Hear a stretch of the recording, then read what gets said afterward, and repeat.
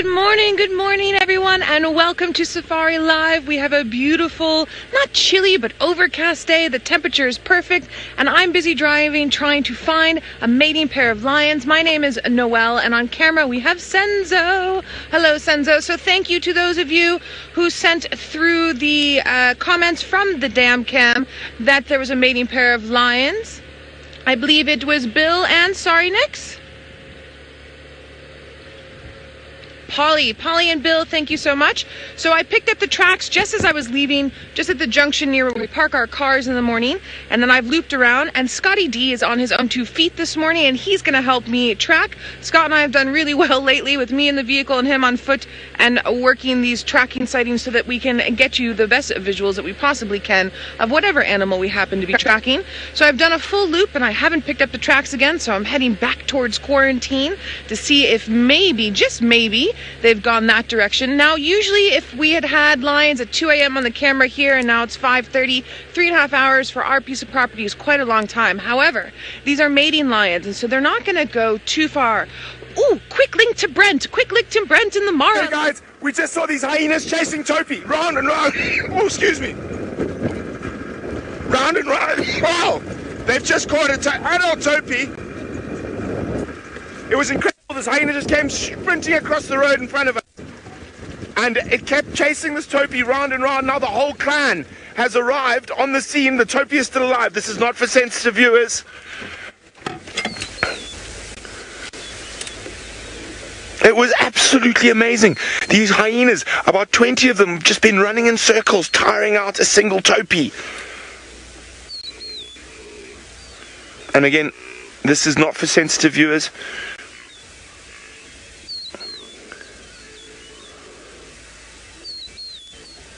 Wow, what a way to start the morning.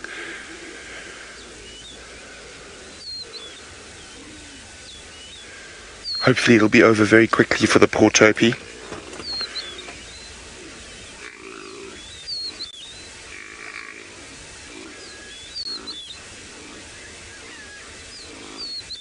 Now this is the Talek clan. It is a very big clan of hyenas, and they actually specialize in doing the majority of their own hunting.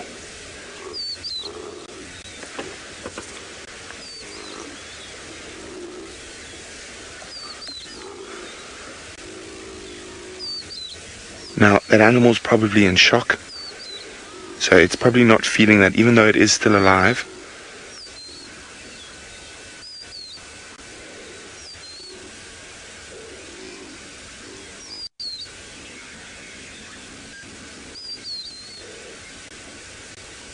So, unfortunately, oh, another hyena about to run in. A bit late to the party.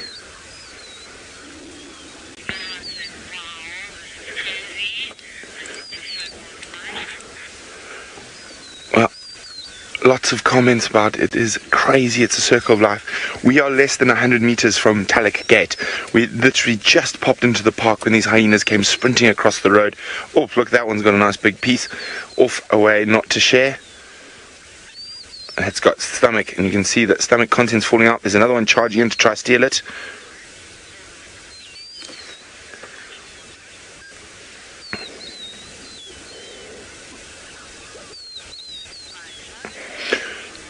Welcome to everyone joining us on Facebook. This has just happened this very second. A huge clan of hyenas was been chasing an adult Topi, and they've just managed to catch it. There are more hyenas running in from all directions. This is one of the biggest clans in the Mara, the Talek clan, of over 100 hyenas. At the moment we've got 20. There's another one charging in to the left, Craig. Look at that. That one's late to the party, late to breakfast. And you watch, oh, look at that. Incredible behavior. So it's a low-ranking hyena. It didn't charge straight in. It's looking for little scraps. The high-ranking hyenas are getting most of the food and are right inside there. And if that low-ranking animal goes close in, it'll get chased away. Oh, it managed to steal a little scrap. This is amazing. We were not even through the gate by 5 minutes when we saw this starting to happen.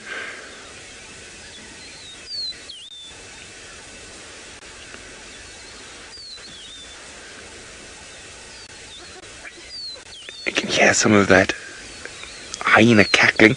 As this carcass gets less and less, there's going to be more of that fighting. Remember, this is 100% live from the Masai Mara in Kenya.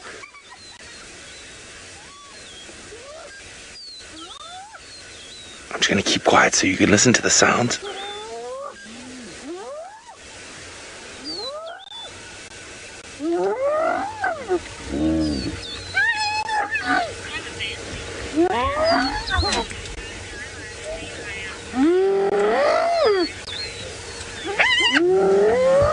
Listen to those sounds. Diana says, this is the first time I've seen hyena hunting live prey. Well, this clan is famous for hunting. They hunt topi, buffalo, hippo. Being such a big clan, they're able to, and they use their stamina. They just run and run and run. They'll... Oof.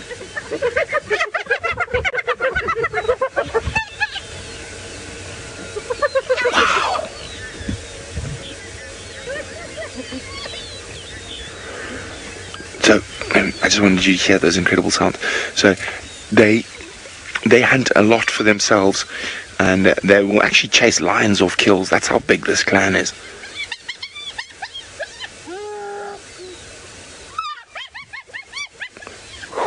Hannah says even the young one is getting in on it. Now, that means the young one will be one of the adult dominant youngsters, so they inherit their hierarchy from their mother. Oof, noisy.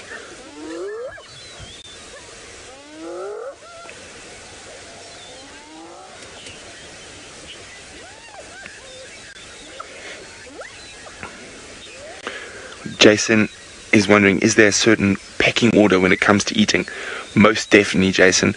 So hyenas are a matriarchal society. They are run by the adult females, and the higher ranking females and their offspring get to eat first. And you'll see there's some with almost no blood on their face. Their tails are down, hiding on the edge, trying to pick up little tippets, and those will be the lower ranking individuals. And quite often the lower ranking individuals do a lot of hunting by themselves away from the main clan, because when the high-ranking individuals are there, they don't get a chance. Oh, this is going to be interesting. Look at this. These look like high-ranking females running in. Look at the tails up. Look how others are moving out of the way.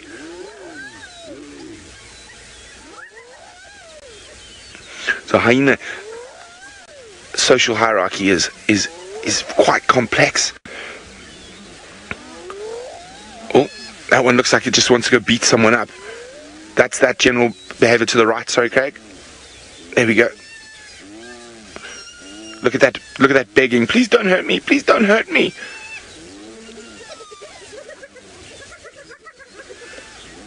Look at this and listen to these sounds.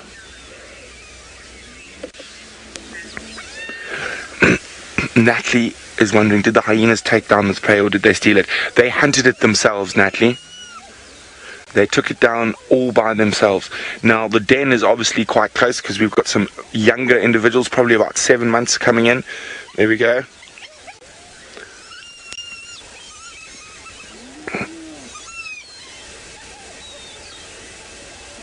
Now, looking for little scraps. And you can see that little one showing submissive behavior, putting its bum to the ground. It's still very excited. So hyenas, when they pop their tail up like that, it's cause for excitement.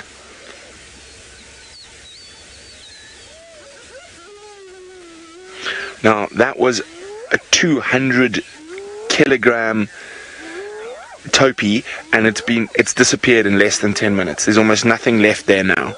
Oh, there we go. You see there's one with a collar there. So this hyena clan is researched. Oh.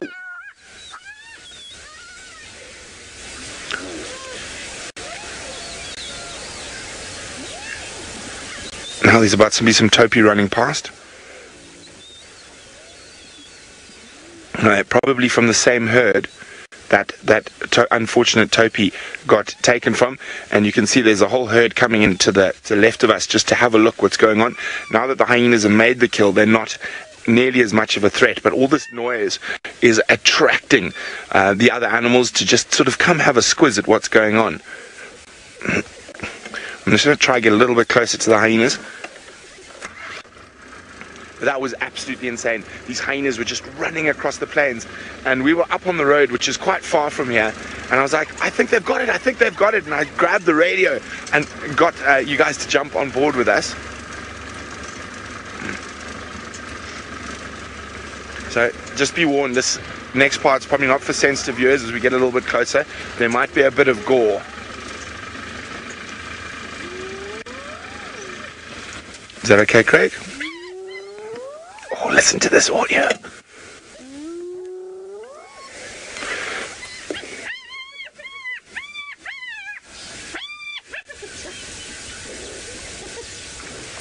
Kristen is wondering, where's the rest of the clan? Well, constantly we've got new individuals arriving, but the clan is often very, very spread out over a big distance, and they will hunt together, but also they will scavenge. Ooh. Family disputes going off here. See, as it gets less and less meat, these fights can become more and more aggressive.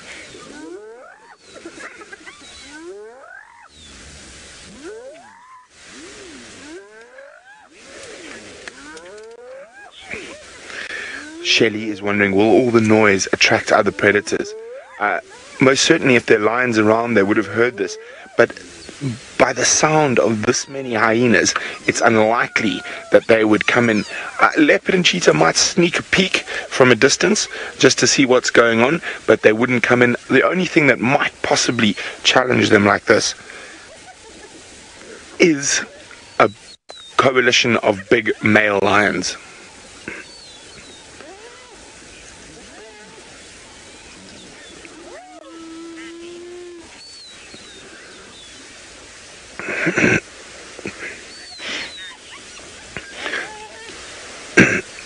Excuse me. Andy would like to know, would they take another Topi with the opportunity so close by? I think they identified something in this Topi, an injury that or made it a little bit slower, but I think they'd been chasing it. Oof. I think they'd been chasing it for a good half an hour to 20 minutes, and that's how they hunt.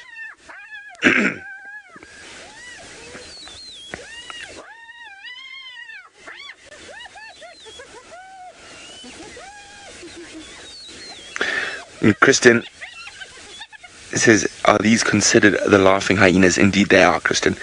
The spotted hyenas of the plains of Africa has that maniacal cackle that we're hearing a little bit of right now.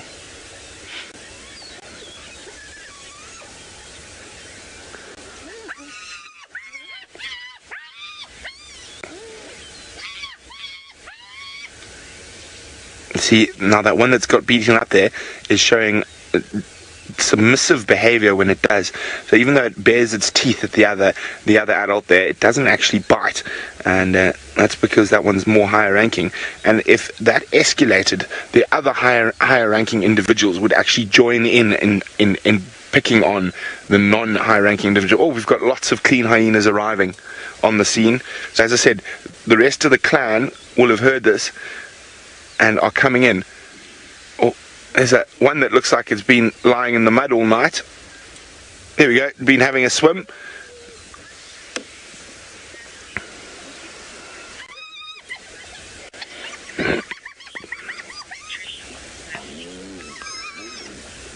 Natalie is wondering, oh, listen to that. Low-ranking members get enough to survive, or do they perish from malnutrition? Now, quite interesting, there's been a lot of studies done on hyenas, and what makes them one of the more fascinating creatures from a research point of view is the dynamics. So what happens is the low-ranking animals that aren't as big and aren't as strong and can't dominate around the carcasses become smarter. They become far smarter. They spend more time scavenging by themselves or hunting by themselves, and they will store food in waterholes where other hyenas can't find it. So they actually develop intelligence. They've got intelligence. Hyenas are incredibly smart, but the lower ranking you are, the smarter you have to be to survive.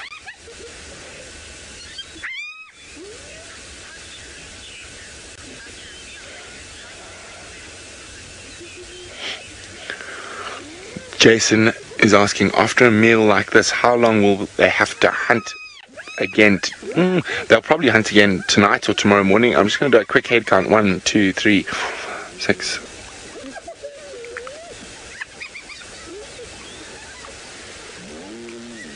There's at least 32 hyenas around here. So one Topi, even at 200 kilograms, is not nearly enough to feed this many. So some of them would have got a good meal, and they're probably not going to hunt tonight. But you can see, like that one walking closest to us now, that one's not full by any means. So there'll be a few more that still have to hunt. There we go. Here comes the fighting over the scraps.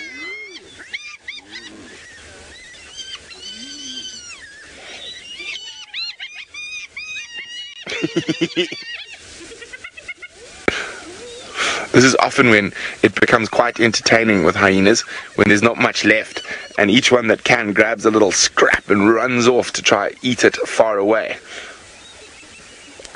Shelley's wondering how they go about getting clean. They'll lick each other a little bit, probably go lie in a puddle, but hyenas are not too worried about being cleanly.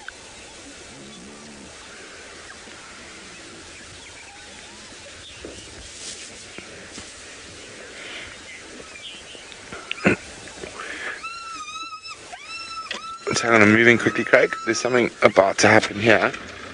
So there's two smaller cubs that have come out to greet one of the females, and now that female with the collar, who they normally only collar high-ranking females from a research point of view, is running into where the two smaller cubs have come out to greet. And there we go. That's the Tulloch Gate Ranger Station. There we go. You can see there's cubs suckling there. It looks like it's going to be an amicable greeting.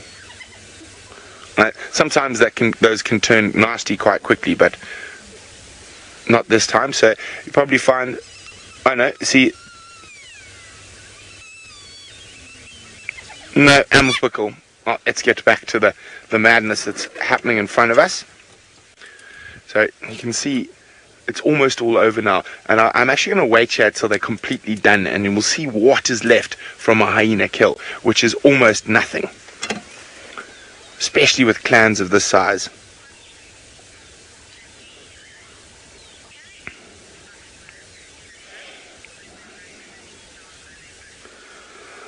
Elise is wondering, can they ever move up in the clan, or is their rank set in stone by birth? Now, in smaller clans, it is normally set in stone by birth, but in the Mara, you have the possibility of clan coups, where a family group, so a core family, so a mom and her daughters, will try oust the current queen of the clan, and those can be very, very violent, far more violent than inter-clan disputes between different unrelated clans.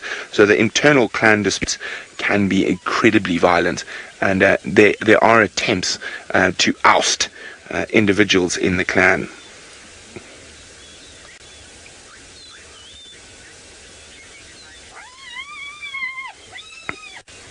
Now, this has been absolutely amazing. So I just want to give you one last look at a Topi, a big male Topi, which is those wires over there. So about 15 minutes ago, what is that bloody gory mess on the floor looked exactly like that. And now we're going to have a quick look to see if we can see what is left, and there should be almost nothing. Come on, hyenas, out of the way. There we go. It's bones. It's basically just bones now. In less than 15 minutes, these hyenas have absolutely devoured that Topi. A rib cage, some bones, and that's it. So it's been great bringing you this live from the Masai Mara.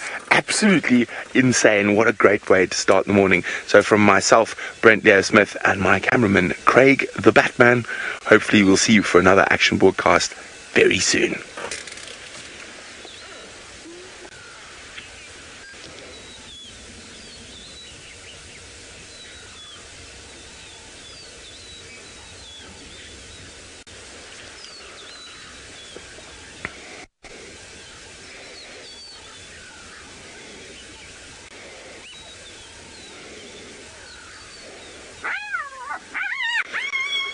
Whoa, guys. Oh, you can see that the clan dynamics are still going on here. And for those of you who've been with us from the start, when the Topi was still alive, we'll see now as the hyenas start moving off slowly that there's going to be almost nothing left. Oh, I just love the sounds hyenas make.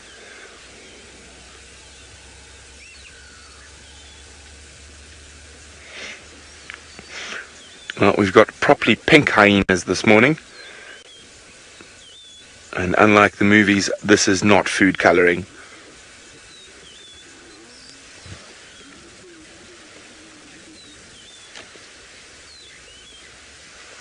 Now, oh, what a way to start the morning.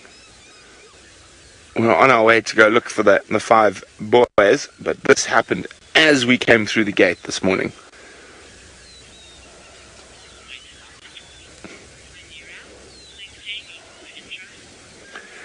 Now, I've been hogging all the time, so we're going to stay here a little bit longer, see what happens to the rest of that Topi carcass. But let's say good morning to Jamie, who's searching for Malika.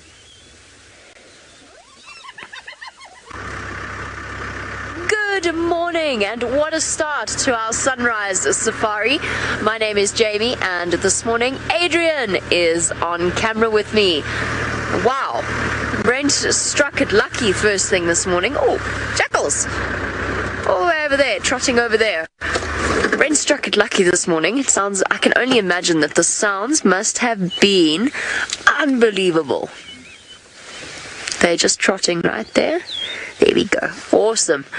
Some black-backed jackals for us. Not the predator we're looking for, but a welcome predator nevertheless, and always highly entertaining to sit and watch these wonderful little creatures. Black-backed jackal, usually seen in a pair, just like this, a male and a female. They are monogamous, territorial, and very family-oriented. Oh, somebody smelt something. Something interesting over there. This is where Malika was yesterday. I don't suppose you two know where she is. Generally, if the jackal do see the cheetah, they tend to stay around the edge and yap out a warning cry. So that's what I'm looking for this morning. I'm looking for Malika. I'm hoping she hasn't gone too far. One thing I have learnt about Malika, though... Oh, what was that? What is that? It's a bird. No, it's a rabbit. It's a scrub hare. They're after a scrub hare. Look at them go. My goodness, look at the turn of speed. That's incredible. Wow, that was fast. I think the scrub hare managed to get away, but look at them bounding. Oh, straight into the rocks. We're not going to be able to see what happens. They flushed out a scrub hare. We always think of jackal as scavengers, but there you go, there's their predatory nature coming into play. I'm going to try and get a bit closer. What a crazy start. How mad was that? I wonder if they got it. That scrub hare was way ahead of them, but they still seemed to think they were in with a chance. Oh, I don't know. Uh-oh. I'm going to try. What's happening here? What does this look like? This looks okay. This doesn't look too bad. How steep is it? Very. Okay, can do it.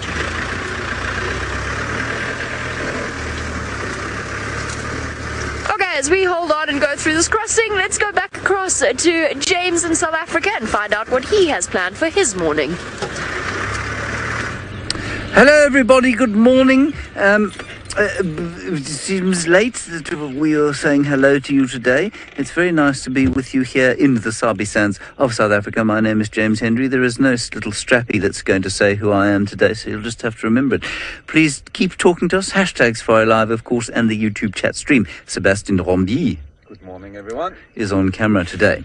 Now, we've come looking for Tundi around here.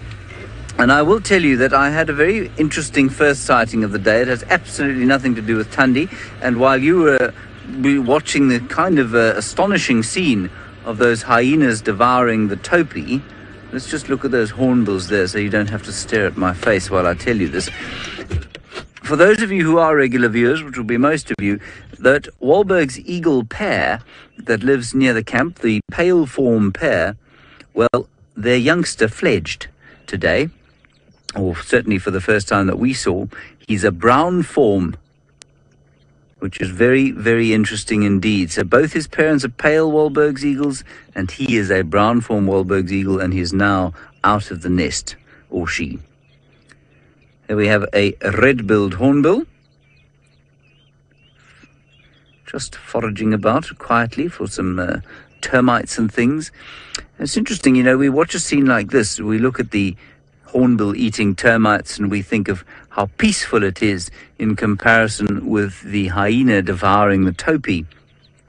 But if you're a termite, of course, that is not the case. If you're a termite, the trauma being experienced right now is just as tremendous as that was experienced by the topi, which I think is quite disquieting in some ways. Right, well, that's it for my philosophical discussion to start with.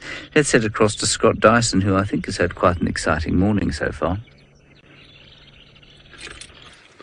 Good morning, everyone. Kind of frustrating morning, to be honest. We were on the tracks of those lions, and then Noel found them before we could, so we were a little bit disappointed that we didn't get the thrill of that experience. But fear not, we are going to hopefully be able to find Thandi and her cub, some other big cats, leopards. And my name's Scott Dyson. I'm teamed up with Ferg on camera, and looking forward to the morning's adventure. We, like I said, are searching for a leopard now that the lions have been located. And what we are hoping to do is find some of their tracks crossing one of the biggest dry riverbed systems that runs through the center of the property. It's going to be an easy place to check. And after the rain we've been having, a lot of the soil and earth has become quite hard. If I stop here and stand, look at that. There's almost nothing that you can see. And I'm stamping down my foot quite hard. So it gives you an idea of how compacted the earth has become. So tricky business to find the tracks. Very good. We're going to send you across to Noel to show you those lions that she found. Yay, lions! Super exciting. We have one of the Nhenha lionesses. Oh, sorry, hold on one sec. Can we hear the hyenas in the background? It might be a little bit too far. They're probably about 1 kilometer and a bit away from us, going whoop, whoop. The lioness hears them.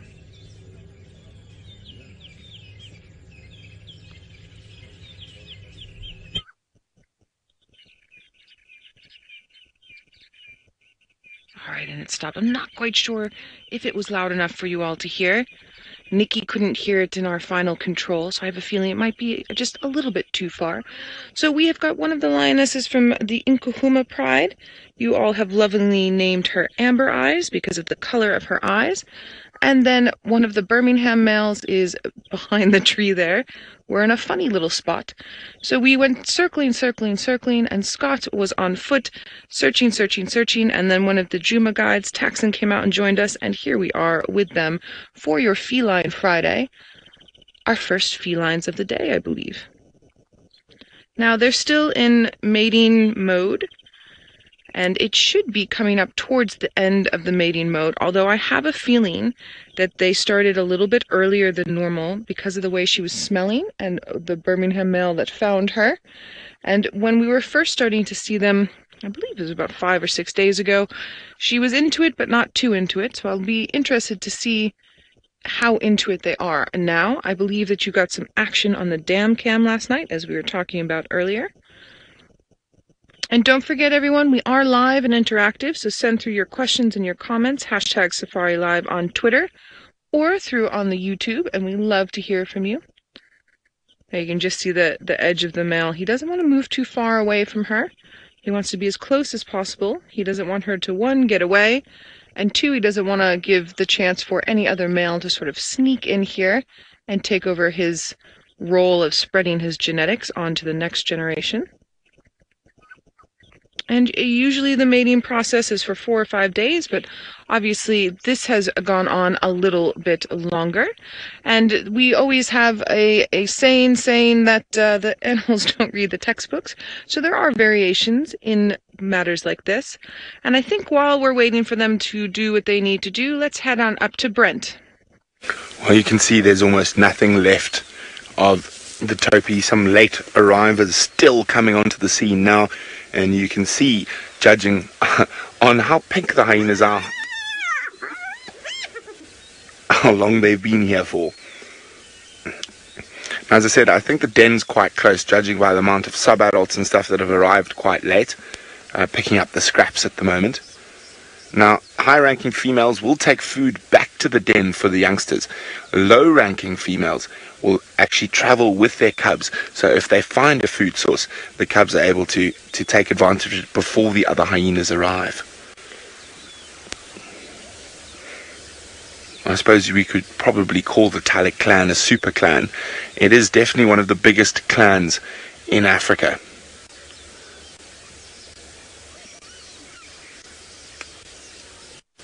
And if I keep quiet, all around us and grass and whatnot, you just hear the crunching of bones.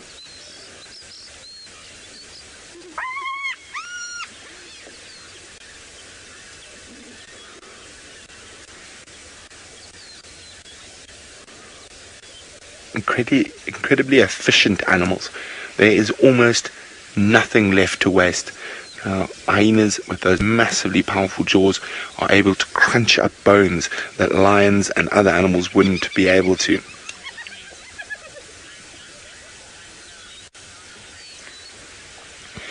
Vincent says, I love the sound of hyenas.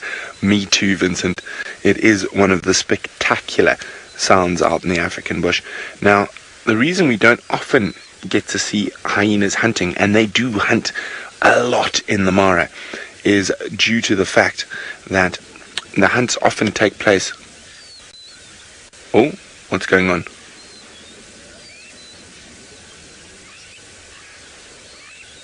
You hear that?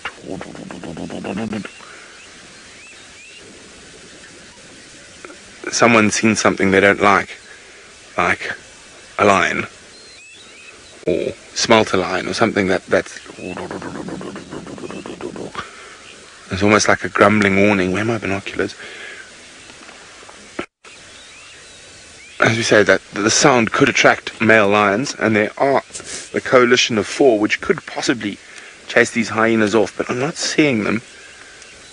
Maybe it was a whiff on the wind.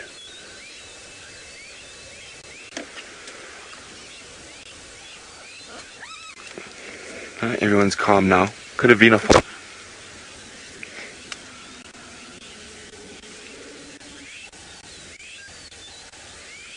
There's still that noise happening. I think there could be possibly unrelated hyenas coming in. That's what's causing that. So these hyenas are not approaching like you see them over there in the valley amongst the Topi. They're approaching not like clan members. Clan members would be rushing in, and all of a sudden that... I've heard hyenas make that noise during clan disputes before, and when a lion's been spotted.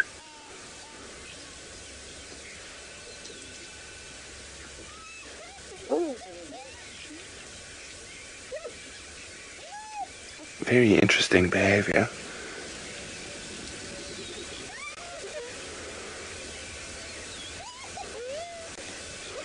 Well, it'd be very brave if those two aren't part of the clan. There's only 2 of them that I can see.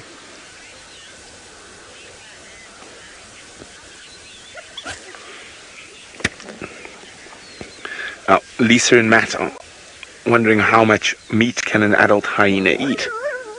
Well, an adult hyena can wolf down up to about 15 kilograms in a single sitting.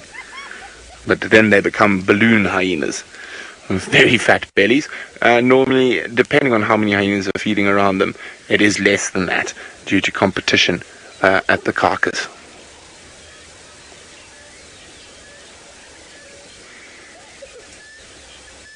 I mean, you can see there's almost absolutely nothing left. Now, unlike lions where you often have big ribs and more left, by the time the hyenas are done with this, they will have probably only the skull and some of the bigger vertebra and neck bones.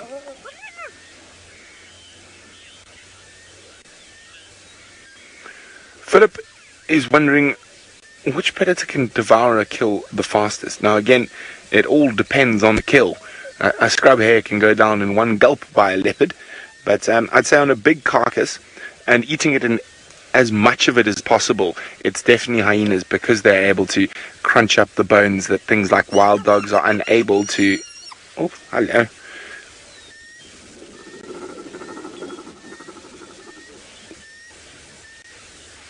You can see that behavior, but I think those hyenas that are staring at us from a distance are almost certainly not from the same clan. They've just been brought in by the noise, but they are keeping their distance. Now the other thing is what it could be, and it's difficult to see from this distance, is there could be dispersal males who are trying to join this clan. And that is a very long, difficult process for a male. And they'll often stay 100 meters or so away from the main clan and basically just follow them around. Although that one is walking towards one of the first hyenas that was into the carcass, one of the hunters. And you'll see now that's completely red.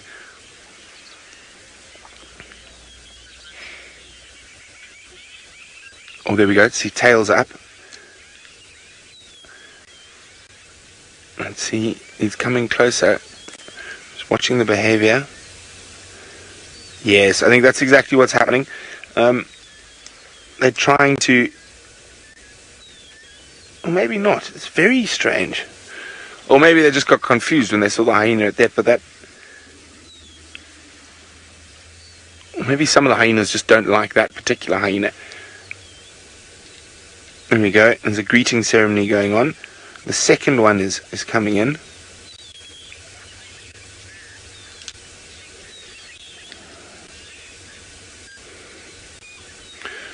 I think it's just males who are trying to join. There we go, you can see it just move off. So that can take weeks and weeks and weeks.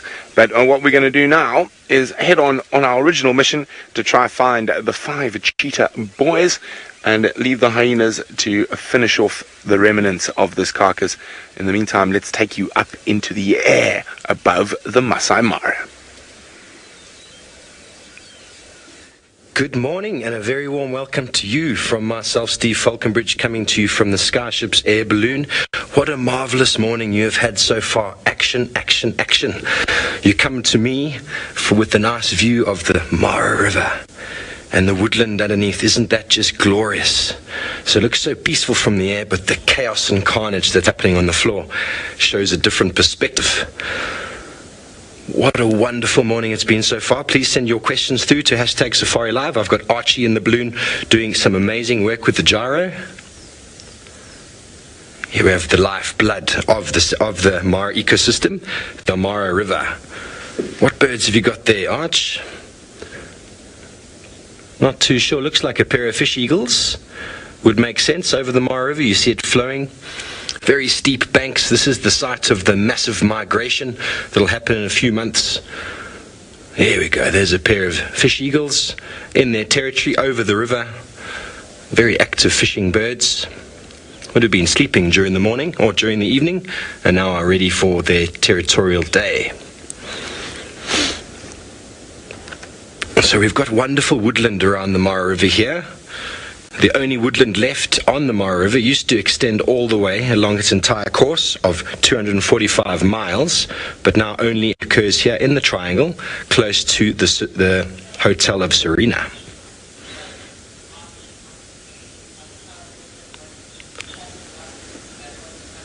So nice to be up in this balloon.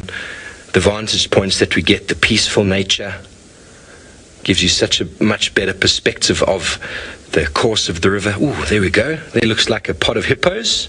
Some of them still on land. Ooh, you can see the balloon. Most animals are a bit frightened by the balloon at first, but it does pass by quite quickly.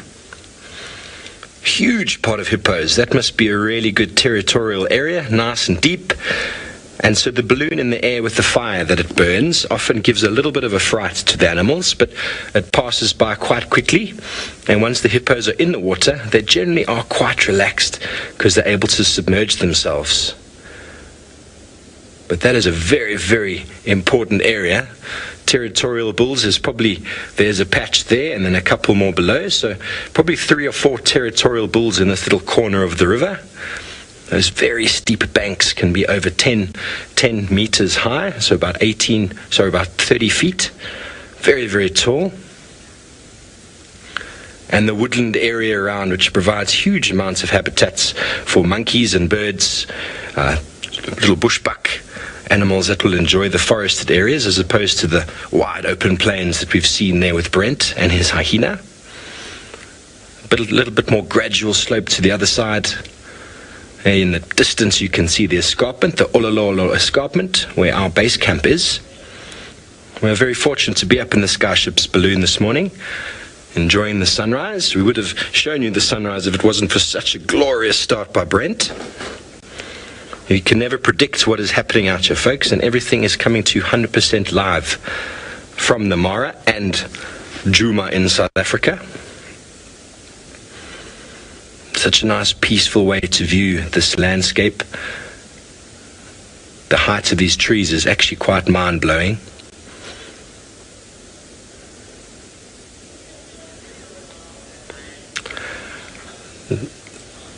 So from the peaceful nature of the Mara Triangle, we're going to go all the way down to South Africa with Noelle, with her mating pair. They're up and moving, and I'm pretty sure we might get some action. I'm just trying to see where they go. Let me pull forward a little bit for everybody. Hold on, everyone, hold on. Careful, Senzo at the back. I'm gonna fit through my little nook here. It's a difficult little nook. It's hot on the tail of this lioness, and I think they're actually gonna pop up here on our left-hand side, possibly through this gap right over there. Please don't go behind the tree. Oh no, I think they've gone behind the tree. Let me just maneuver us as best as I possibly can. Sorry everyone.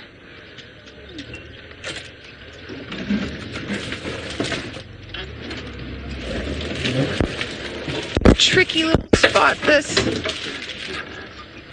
And they've moved away. I'm so sorry, everybody. We are in the most horrible, dense little area. Senzo, careful of this branch. So I'm gonna do my best. Okay, you okay, Sens? To get around. And they're gonna go out onto the road, which is fantastic. And he's still behind her, and he's still smelling, and he's still directly in behind. So we might still get our action. Or she might just pull an Amber Eyes, as she's been doing, and not mate, because she has been in a funny mood these past few days with this mating process. And it looks like the latter rather than... We'll see just now. Don't give me that look, sir. We would like to view you. He's so annoyed she doesn't want to mate. I'm just going to stop here for now and give you a little bit of a view here. Are you okay, Senzo? Did I rip any of your body parts off? Okay. So I don't think they're going to do it. Oh, there's my hat, so sorry about that. I think that she is teasing him again, as she's been doing. This lioness has been such a difficult lioness to keep track of in terms of the actual mating, because she gives all the signs and then she just says no. Oh, Senzo, are you saying they... Senzo is saying that while I was busy talking and driving, it looks like they did mate a little bit. We must have missed it. Mr. Senzo sits up a little bit higher than I do in the back. It was quicker than normal. But we will just have to wait again, and also hopefully reposition our vehicle to get another view in a little while.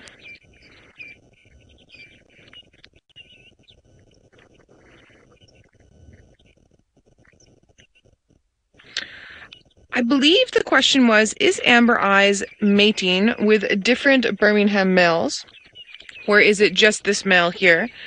From what I have seen, it has just been the one male.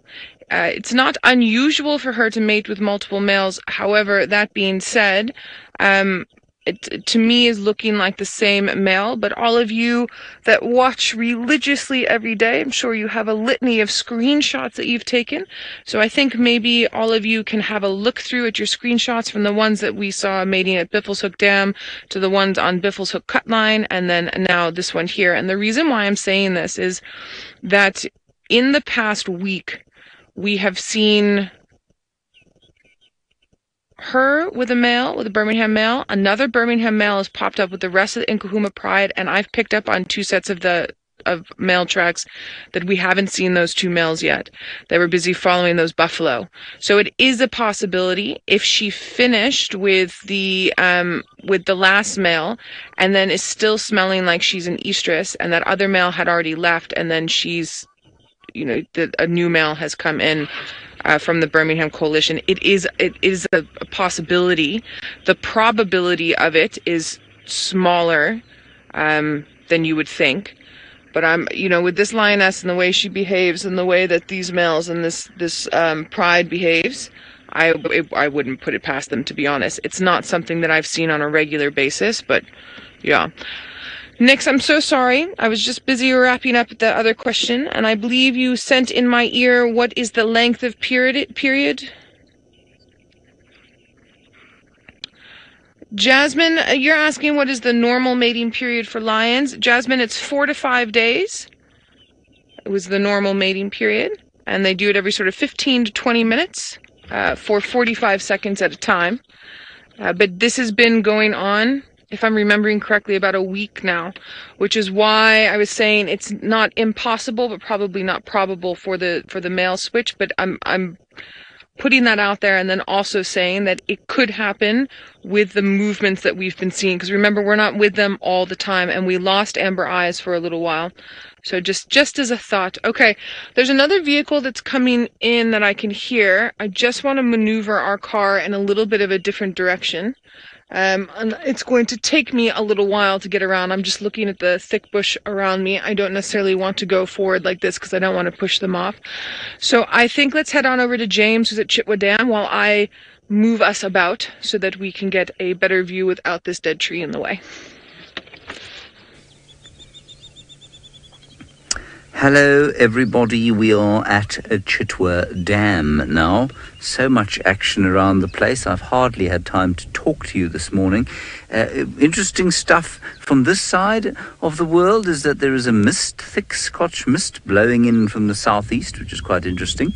It was a fairly pleasant morning until recently, and so I'm not sure what that's going to do to us. My hands have got that sticky feeling from when the air becomes wet. Anyway, let's have a quick look at the birds going on around here. We've got white-faced whistling ducks way at the far end, a large flock of them. That's it, you're pretty much there. That's it. There they are. They are, in fact, I think all ducks, pretty much, when you look at them in detail, are beautiful. Their feathers have such fine detail and often quite extraordinary colours. Obviously we have got hippopotami by the dozen over here. Oh, Seb, in this rut on the road straight in front of us there's a friend.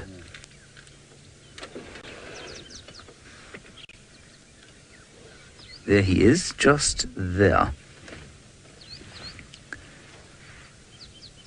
A little water monitor who now realises he's on camera and is looking at you, everyone, and saying, hello. How do you do?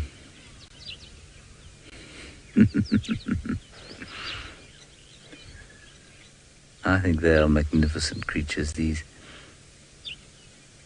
And you can see the detail in his ear. You can, if you watch his eye carefully, you'll see that nictitating membrane going across it, so he doesn't blink, but he has a membrane that will just clean the lens for him. And you can see his nasal holes, otherwise known as nostrils, I suppose. And his rather loose-skinned throat, and those claws.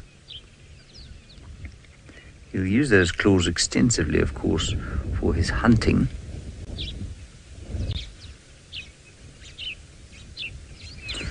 Hello, Mrs. Grumpy. You say that monitor lizards are handsome. Well, certainly, I suppose, in a reptilian sort of a way, they are quite handsome.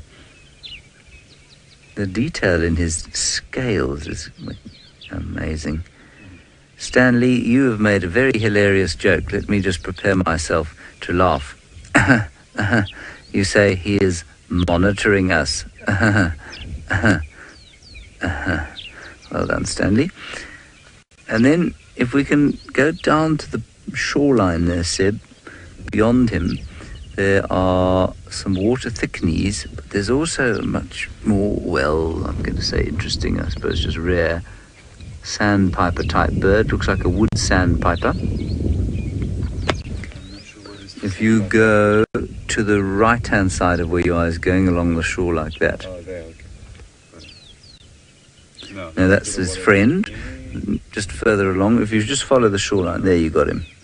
Bobby, you're wondering about oil on ducks' feathers, and if they have oil on their feathers in order to repel the water.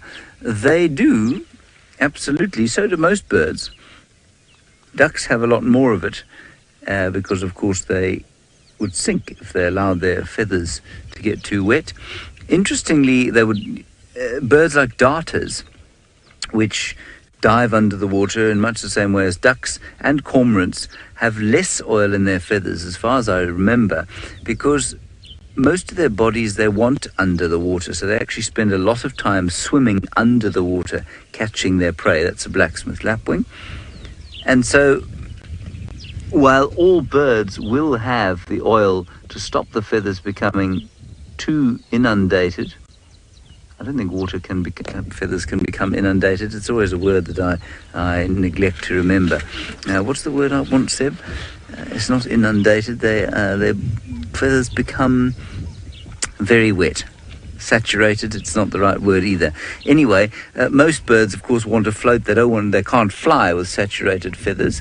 But with darter and cormorants, they need to sink. They have to swim to catch their prey, and so they have much less oil. That's why you'll often find them sitting out in the sun in the mornings with their wings out like that. There are two sandpiper type birds the other side there now,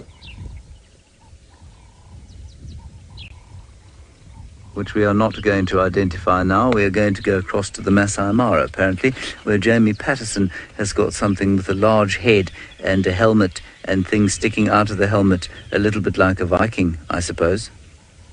Yes, well, James goes off in search of his feathered friends. Our buffalo have got feathered friends of their own. And this yellow-billed oxpecker is digging deep into the ear of the buffalo, searching for, somewhat charmingly, earwax.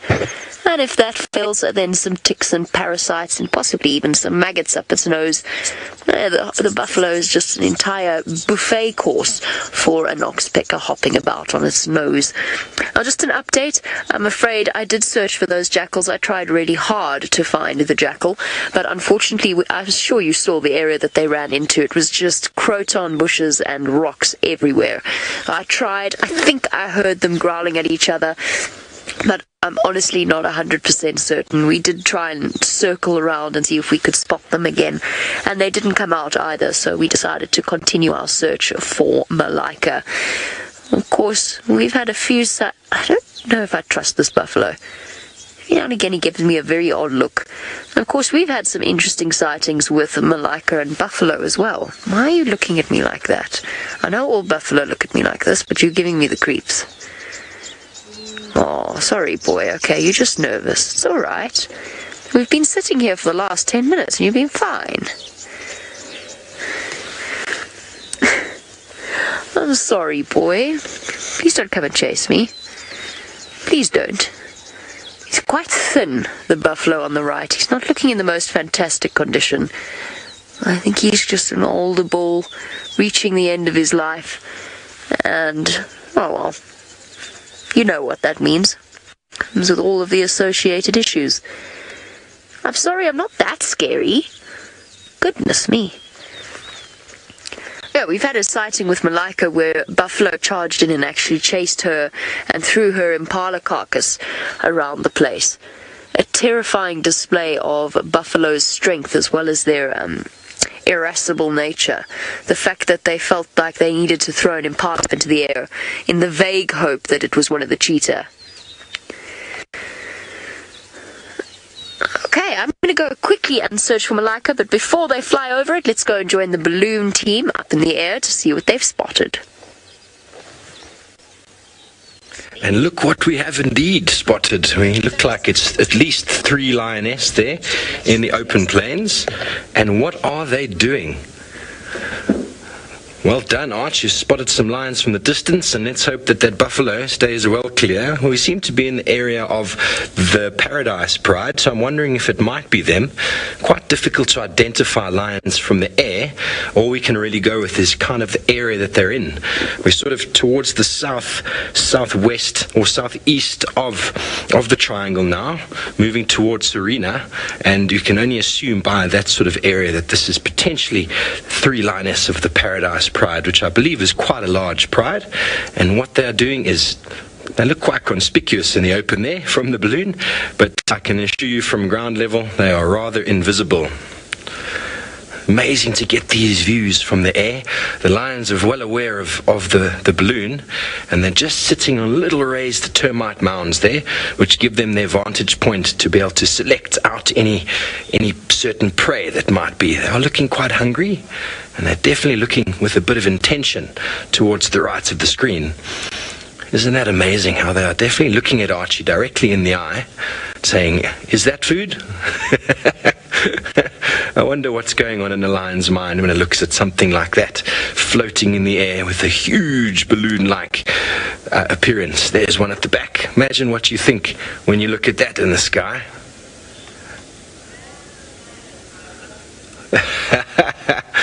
Tristan Falconbridge, my younger brother, is busy watching, and he goes, it is his bucket list. Well, young brother, we're going to have to get you up here sometime and show you this wonderful area, and from the air, nothing beats it.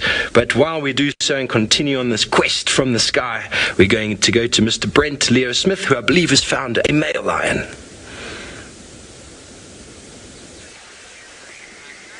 Well, we're not getting very far this morning, and before we in our search for the 5 cheetah boys, we've got a big male lion just strolling out over the short grass plains.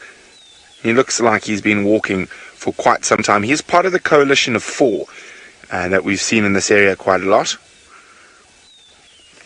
Let's get a bit closer to him. He's going to flop down.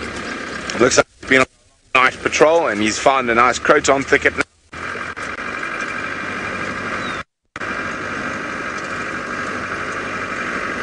All happening here in the east this morning.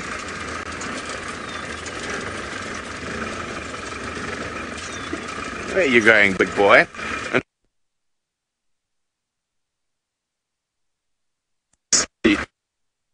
Bushes.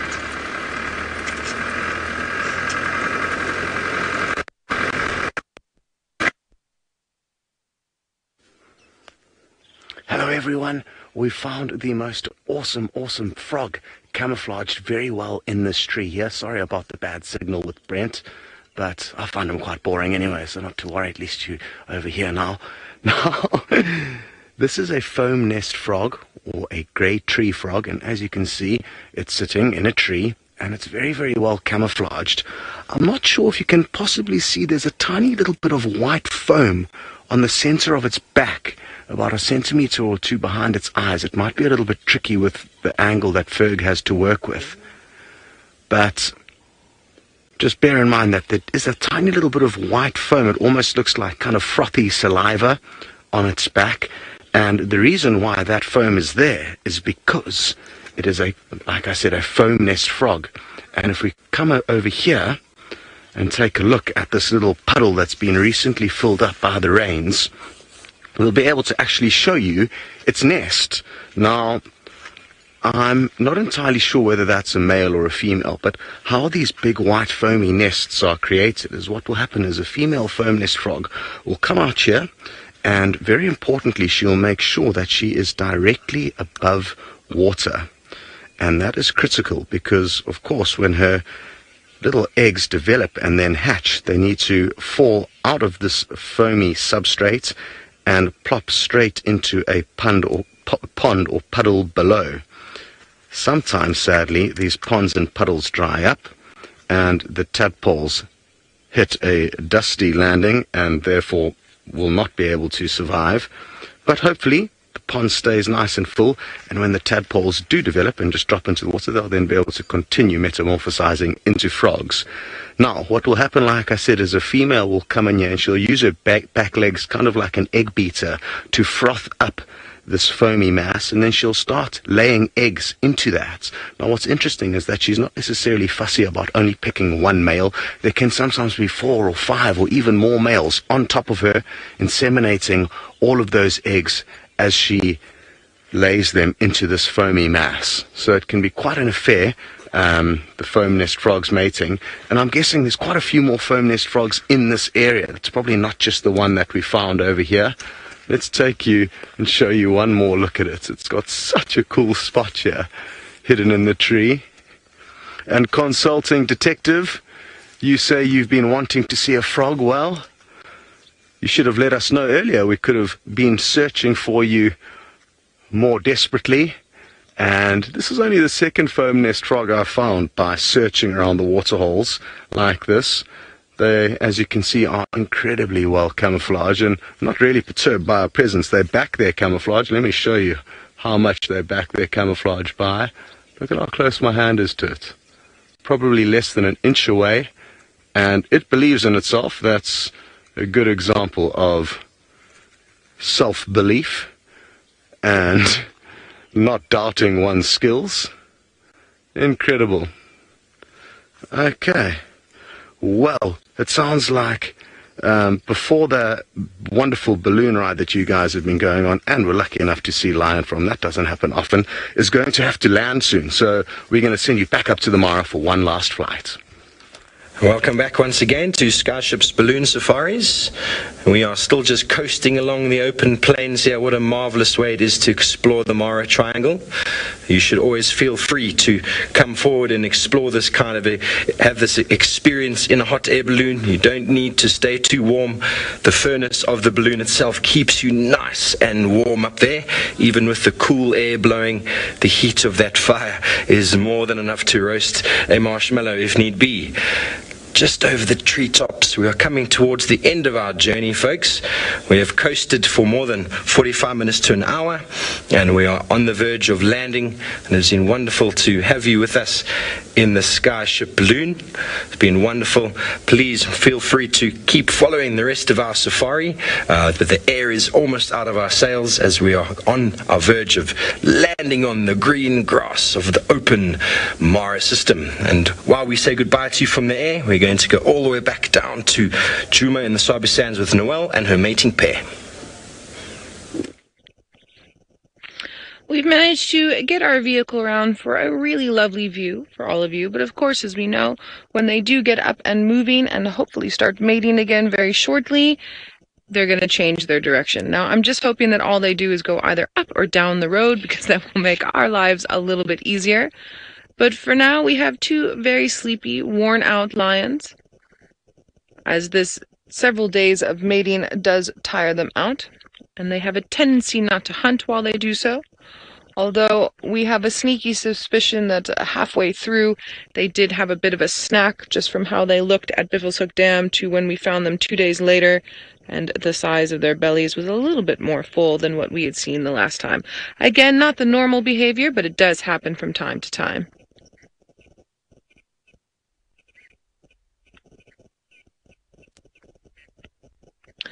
Matt and Philip, you're saying you think that she's mated with 2 males. Matt and Philip, it's entirely possible. As I was saying before, we've had so many different gaps in between.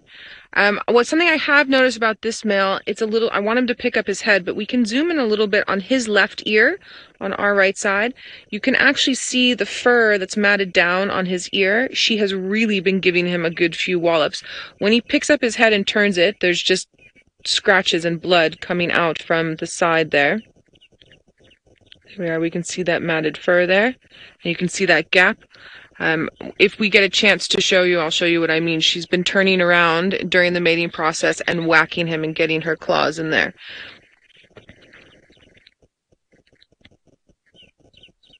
You wouldn't suspect it from her as she lies here like this. Now, something that's very interesting to have a look at as well is the paw. She's showing her front left paw nicely there. And we talk about tracks and tracking often, but now you can actually physically see beautifully those 3 lobes at the back and the 4 toes, no claws.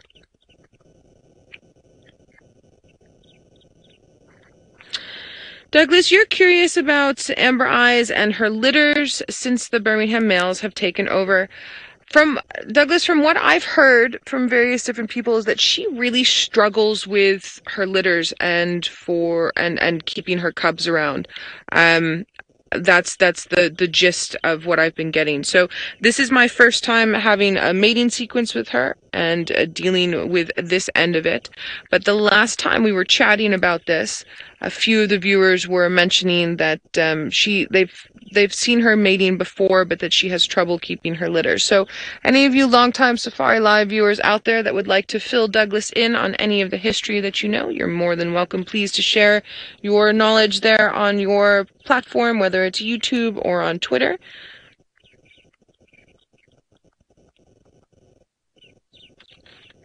Ooh, James has a species of antelope that we don't always get to see, so I think let's head on over to him so that he can show you what he has. It is a bushbuck, yes. We don't often see them. There are not few of them around. I mean, there are quite a few, not few of them around. That's ridiculous. It's not like they are rare. They just are very small and they sit in a thick bush. But look how pretty its colours are. He's the most gorgeous chestnut colour. She is the most gorgeous chestnut colour. The males, of course, have horns.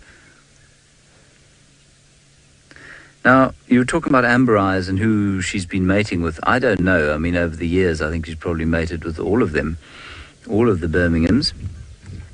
But what's interesting to me is that she doesn't, I think it's difficult for her to conceive. And you don't, although Noel says that there's been some slapping this morning, I don't know if that's been as a result of mating. Because I've never seen her mate and then turn around and slap the male that she's been mating with. I've often seen her get aggressive with a male who's attempted to become amorous. But I don't know that when she mates, whether things work quite as they should. We know that she has had cubs. I think last year she had 2 cubs. It was while I was away, so I'm not sure exactly what happened there, but I think she did. But I think it's either she's got a physiological problem or maybe a physical problem where I think that the mating process is not quite as it is with the others. I mean, more than that I can't say. But certainly she's in estrus, and certainly she would be with the rest of the pride if she wasn't, she didn't want to mate.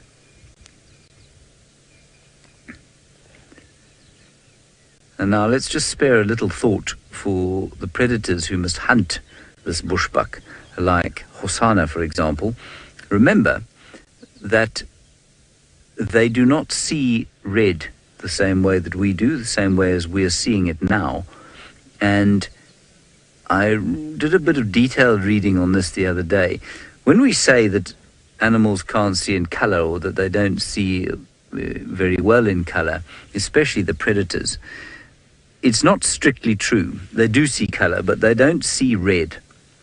Now you, being a primate, have got 3 different kinds of rods in your eyes, cones in your eyes. The cones are the cells in your eyes that see color. They're blue, green and red, just like the old television. You used to have them on the old color television sets. You'd have red, green and blue to indicate all the colors. And in fact, if you've ever worked in imagery, you know that they use the term RGB, red, green, blue. And basically from all of those colors, you can derive the rest. We have all 3 kinds of cones in our eyes.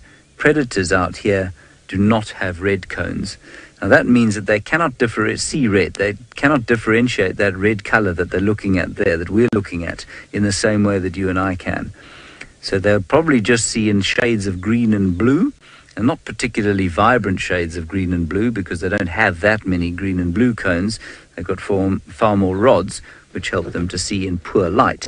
But that little bushbuck there, which is so obvious to our eyes, will be almost completely invisible to Hosanna or Amber Eyes, whose eyes are very similar colour to that bushbuck.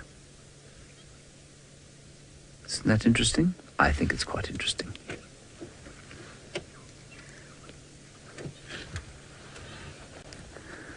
Nikki's just asking questions of herself in my ear.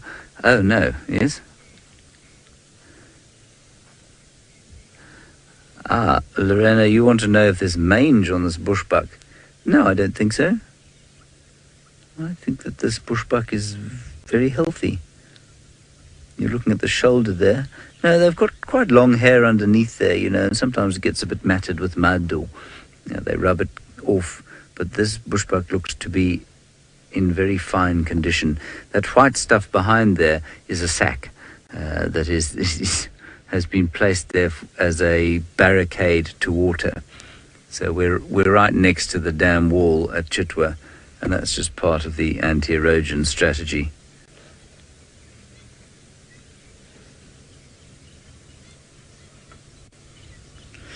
Now, Lisa, you say, are bushbucks solitary? Yes, they are. Sometimes. They live in sort of loose associations. So basically they would live like this, but you'll find that there'll be a few others around here. And the smaller the antelope is, the more solitary they tend to be. So if you go up one size to the Nyala, they also live they do live in groups, but their groups are small. And then if you go bigger to something like a kudu, for example, they'll live in slightly larger groups. But they also live in thick bush, and you'll find that the animals that live in thicker bush use hiding as a form of defense far more than they do the extra eyes of, say, a big plains-living animal like an impala or a wildebeest. And so they're not quite as strictly solitary as duiker or steenbok, but they are fairly solitary. Does that help? I feel like I gave you a bit of a garbled answer with a bit too much information, not presented particularly clearly anyway. Right, Sebastian's had enough of the bushbuck. Oh no, he spotted something else. What have you spotted, Sebastian? Lots of birdies. Lots of birdies. There are swallows. We've got lots of swallows, actually. Mosque swallows, I think, some of them. And some, perhaps, greater striped swallows. Well, in the meantime, let's go across to Leo Smith and his new shirt. We're in the realm of the five boys, and unfortunately no sign of them yet. We left them last night just over that ridge. But I'm going very carefully, very slowly.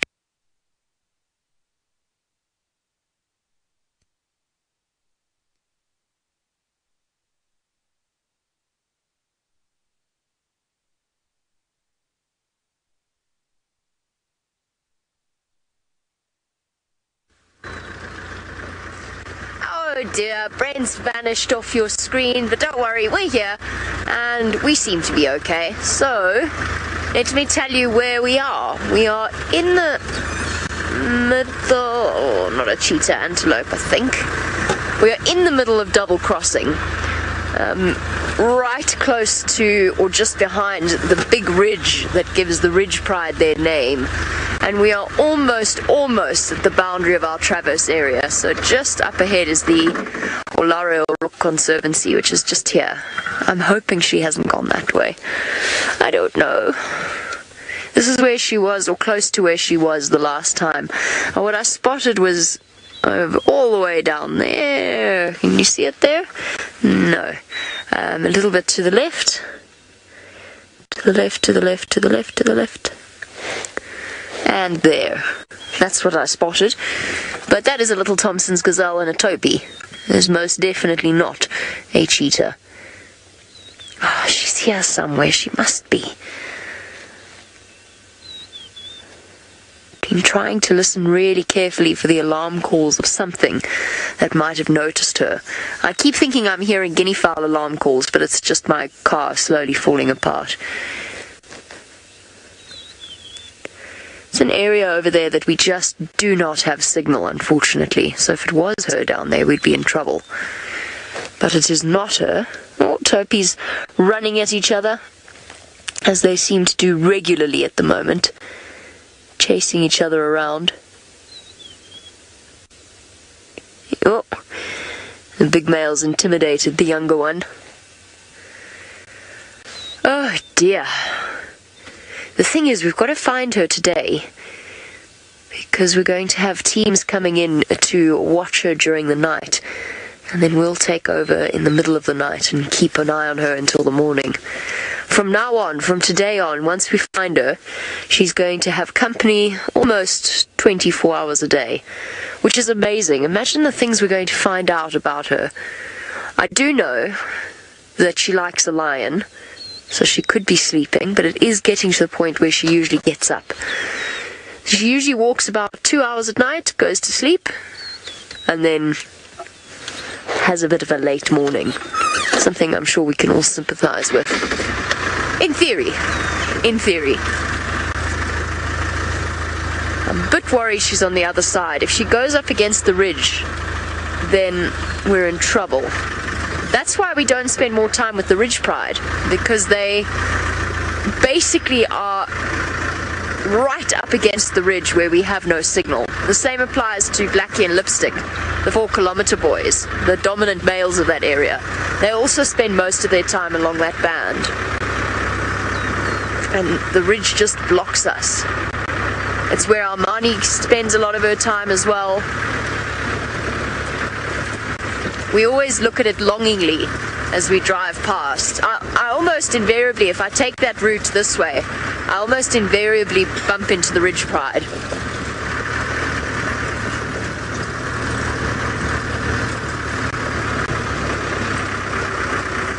Good morning to our beard. Yes, exactly. Someone is going to be staying with Malika for the upcoming TV shows, if she's around.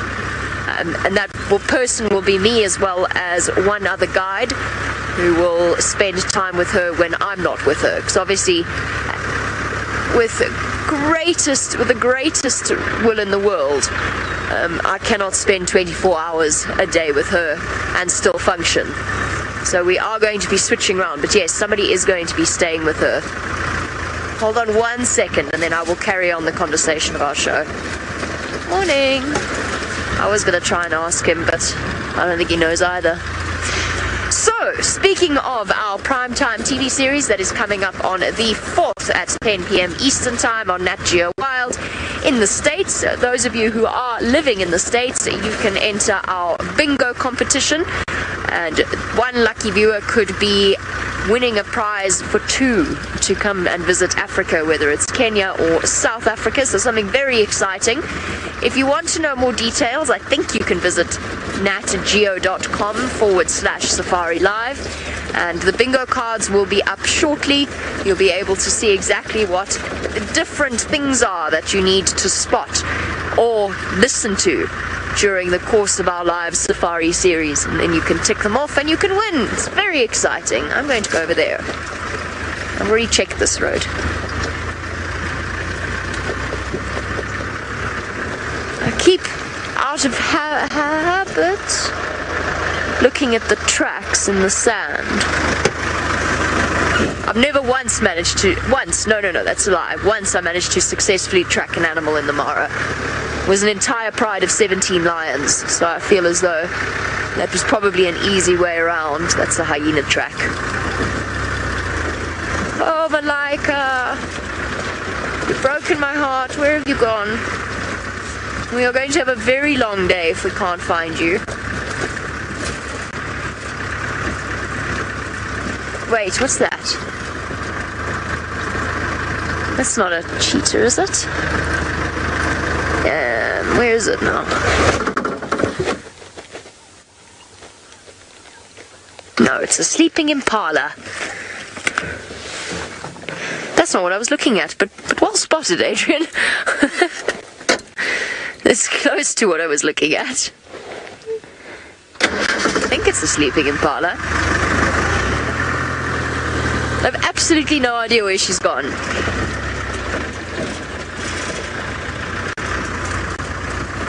just go double check that that is a sleeping impala, just out of sheer desperation.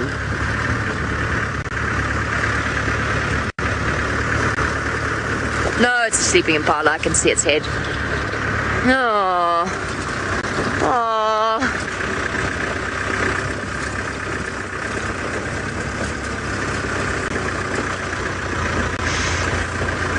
Liz, yes, absolutely. There are certain animals out here that have a collar for GPS tracking purposes.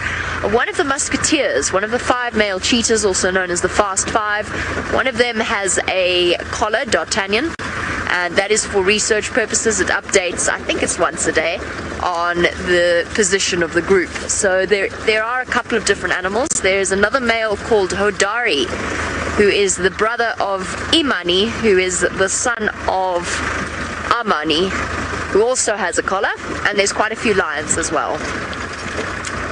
Okay, as we go searching for our lovely Malika and find out why all of these antelope are staring at me, let's go across to, I think it was Scott, I'm not sure if I heard Nikki correctly, who has found some really beautiful antelope.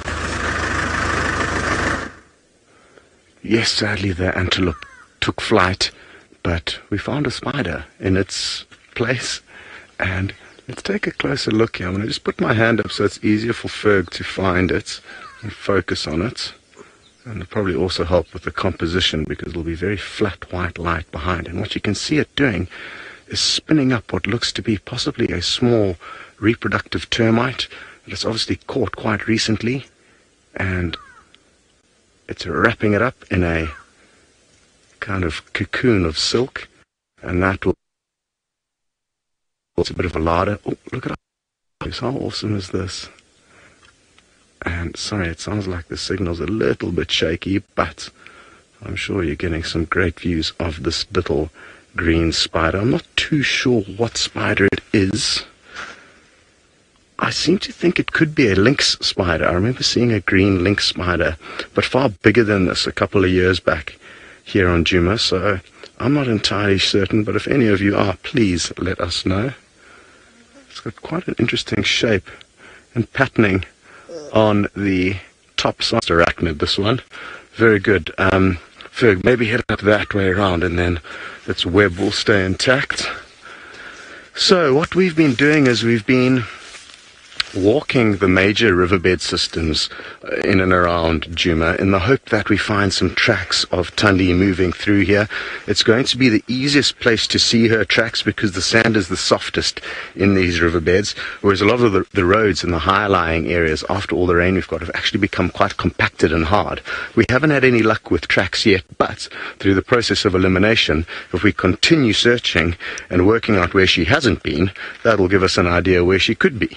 So those are our plans to continue kind of heading towards the last area where we did see her. All right, well, it sounds like Noel has been nice and patient with that mating pair of lions. I'm hoping you guys get to see them up and doing their business. They haven't quite gotten up to do anything. He is trying very hard to show her how much he cares, and all she's doing is laying there and growling at him as he grooms her. I think he's going to take a little break and try and groom himself. Every time he goes in to lick and groom and try and reaffirm that social bond that lions love to do, she is just not taking too kindly to it. You can see her tail twitching and stiff a little bit at the back there. So he switched from grooming the back of her neck and her ear to his own paw, as we were saying, but I think she's awaiting him trying to do it again.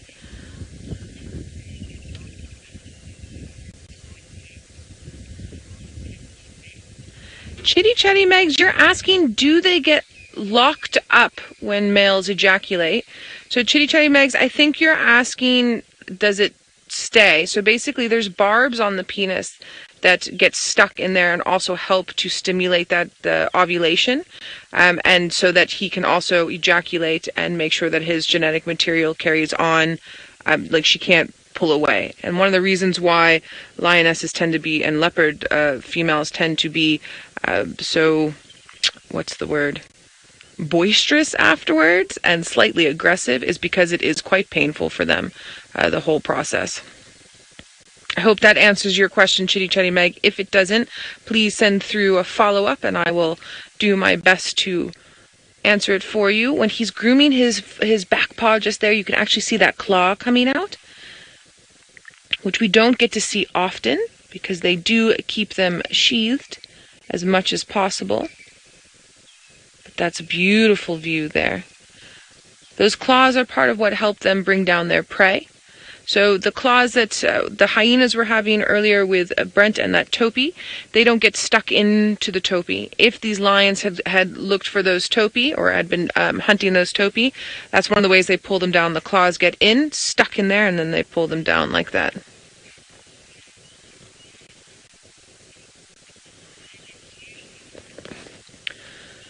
Raztaz, you're curious to know how many cubs does a lioness usually have?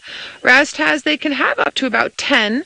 The usual that I've specifically seen is about 4 to 6, but I used to work with a lioness that routinely had 8.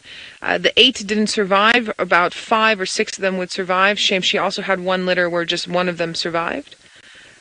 And one of the reasons why they tend to have more than needed is for the survival rate. The cub mortality rate tends to be high with predators, felines in particular. But again, all circumstances are different and all scenarios are different.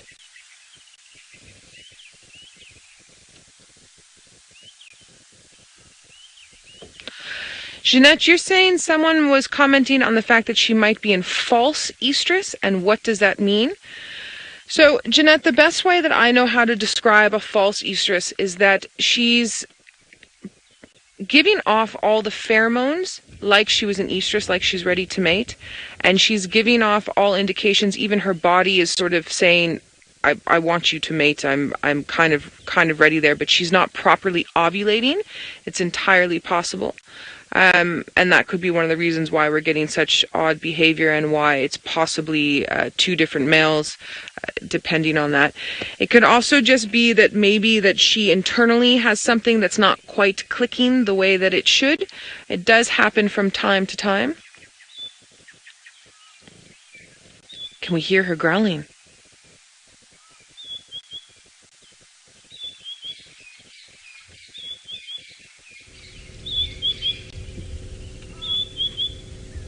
She stopped, and he's given up.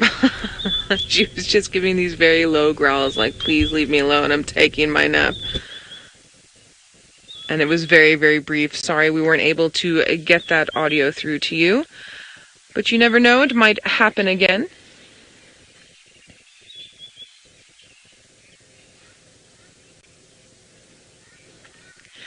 Andy, you'd like to know how much sleep do lions need each day? Andy, in general, they sleep about 16 to 20 hours a day, but it's very dependent upon time of the year, how full they are or how hungry they are, and also sort of the heat in the day. So they tend to rest during the hottest parts of the day. The reason why I say times of the year is winter tends to be cooler for longer, so they tend to move longer then, and also for summer they tend to move less because it tends to be warmer. Today is a nice, cool, overcast morning. So if these were non-mating lions that were particularly hungry, you would see them wandering about. Now, these 2 lions have not necessarily eaten anything recently, but because they're busy mating, they're not going to be moving too far.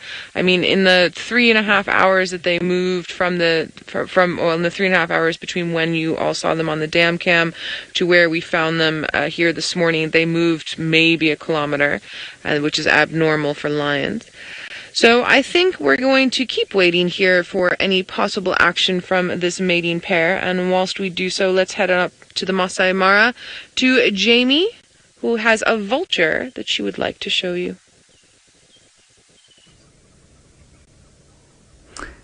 Hi everybody, it's wonderful to be here in the Masai Mara with a vulture. So exciting. There is the vulture, sweeping over the plains, watching the Topi being devoured by the hyenas, and also the Paradise Pride, which can't be far from here, And Malika also, which can't be far from here. It's truly amazing. It's truly astonishingly beautiful. I think you should strap me. My name is Jamie Patterson. And I'm talking to you from the Masai Mara. Thank you. That's obviously not how Jamie speaks at all. That's my generic lady voice, which is offensive to just about every woman I've ever met. So I apologize to all of you, especially to Jamie, who doesn't sound anything like that. Okay, so we have a white-backed vulture there. We're not, in fact, in the Masai Mara. And for those of you who are new viewers, my name is not Jamie Patterson at all. I am, in fact, James, not Patterson. White-backed vulture is on Chitwa, not too far from the Waterhole. And we are here because we're rather hoping to find Hosana, the male leopard, because it's his birthday. We've not mentioned this. It is Hosana's birthday today. He's 2.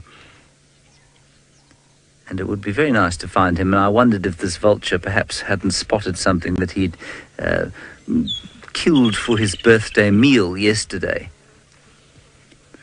But so far, everything is so calm and without any form of alarm call that I'm just not sure he's around here.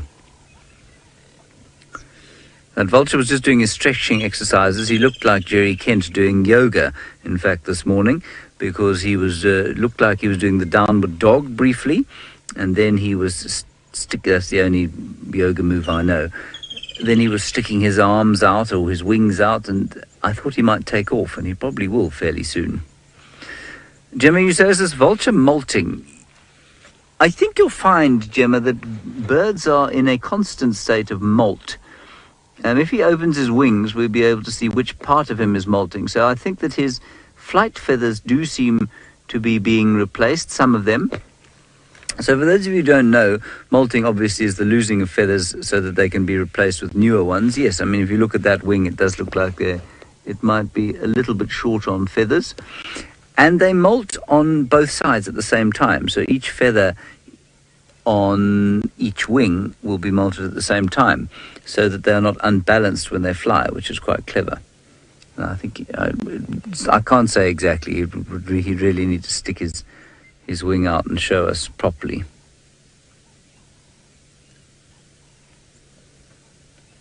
There's something else I wanted to say about molting. What was it? What was I going to say about molting? Molting, birds, molting, animals, molting. Well, animals, at least mammals, do molt, of course, when the seasons change. There was something else interesting that I wanted to say there.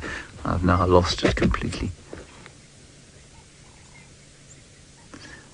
That's interesting. Nicola says she thinks it just vomited. No, there is. Yeah, it just had a little vom. Maybe it had a heavy night out. Well, that's interesting. I don't think I've seen that before. It's now going to do something else. There we go. It's certainly preparing to fly, I think. Just dropping off any unnecessary load.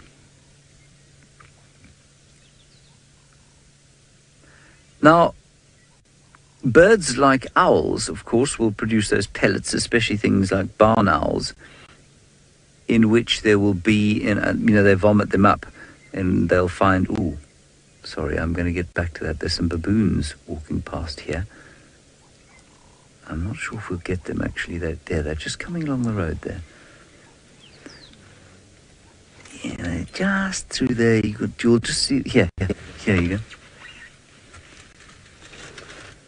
Isn't that nice?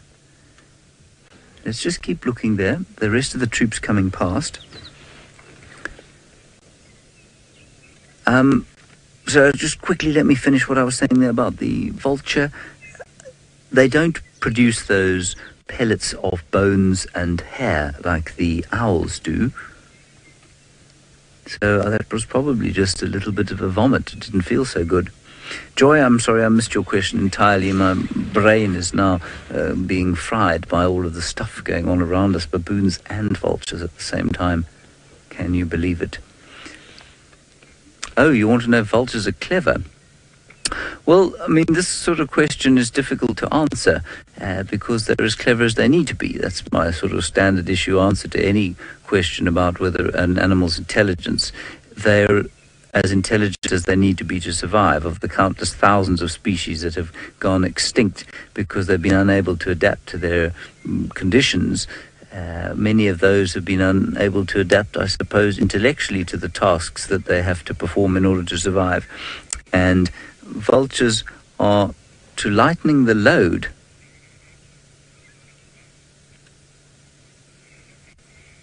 Oh, I see what you mean. Oh, right. So you asked the question about, is it clever enough to lighten its load, to go to the loo before it takes off, to really lighten the load? Is that a conscious decision? Joy, I think that's a perfect example of them being clever enough. I suspect that there is no conscious decision to do that. I think it's probably entirely unconscious. So whether you consider the unconsciousness or consciousness of a decision a mark of intelligence, I'm not sure. Are they good at calculus and trigonometry? No, they're definitely not. Are they very good at finding dead things to eat and interacting on a social level with other vultures? Yes, very much so. These baboons, of course, are a different kind of clever. They are much more intelligent from our point of view, and you'll find that the more social a creature is, the more their intelligence mirrors our own. Let's move a little bit forward. They're so shy around here. It really is quite astounding. There's a young male looking at us now. And as I've said, if you ever really want to learn about baboons, sorry, not a young male, it's a female, she just took her baby away. If you ever really want to learn about baboons, go and read Robert Sapolsky's, is it Sapolsky's? Yes, A Primate's Memoir, about his research in East Africa on the olive baboon, which is largely the same as this one. This is a Chakma baboon. That's definitely a female. She's in her estrus cycle. That's why she's got that swelling on her back end, particularly unappealing, I think, but to a male baboon, well, like Chanel number 5. Okay, let's continue. We're going to carry on going along here, see if we can't pick up something of Hosanna's existence, and perhaps a few more baboons. While we do that, we're going to send you back over to the Masa Mara with Brent Leo Smith. Well, as you can see, not much happening out here on the open plains. I'm checking every lone hartebeest in Topi to see if they're staring or snorting. And a chance at those 5 boys. Binoculars are getting some serious usage today.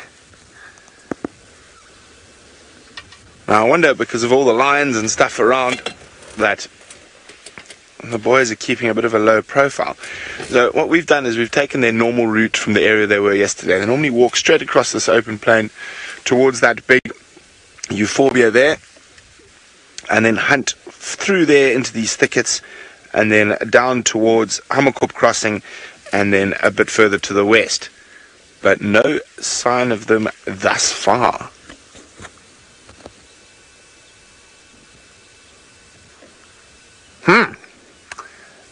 Now, they could have done something that they haven't done for many months, and has gone down towards the Posi Plain along the Talak River.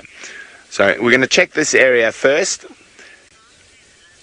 and then, if no luck, we'll have to go that way. Now, Miguel is wondering, can certain individual animals be smarter than others of the same species, like human beings? Most definitely. Most definitely you'll find that with baboons, just as James was watching baboons. Baboons, most of your apes, monkeys, hyenas, I would say are definitely smarter. Even with leopards and lions, individuals can be smarter than the others. Where, oh where, could the cheetah be?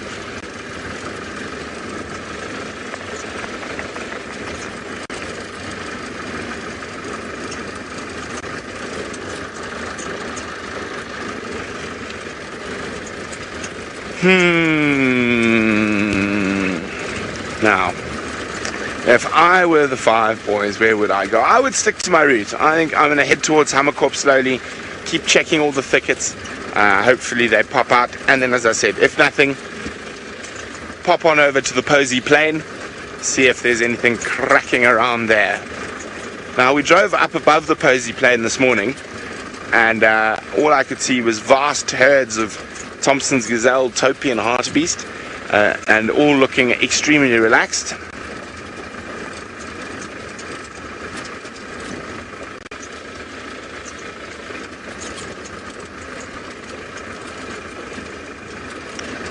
Now, fortunately, we're let's fly. We're not the only ones looking for the five boys, so hopefully we might get some information from one of the other guides or the cheetah researchers. But over the last week, they have been doing big, long marches.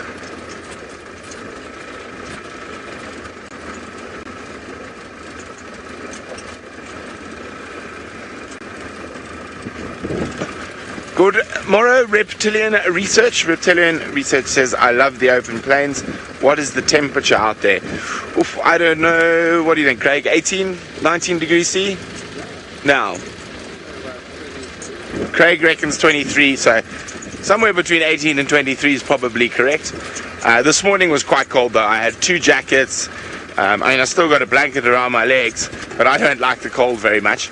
But it was quite chilly this morning, but the Mara normally gets at its hottest to about 30 degrees C, not much warmer than that, and the climate is very stable throughout the year.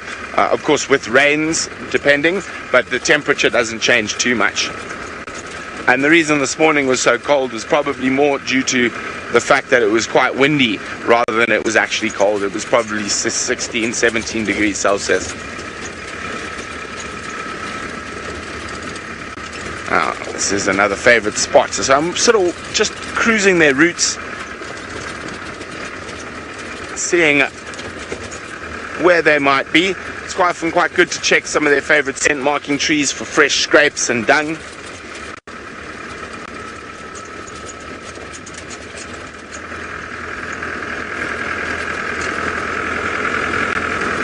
And they can move incredible distances, those five boys.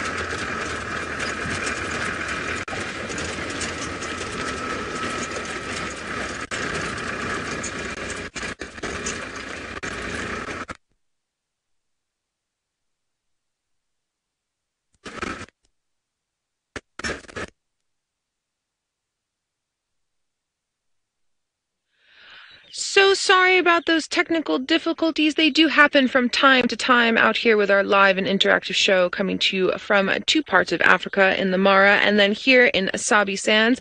And of course, just as you come to me, we have a tiny little bit of movement and then it's down again sleeping.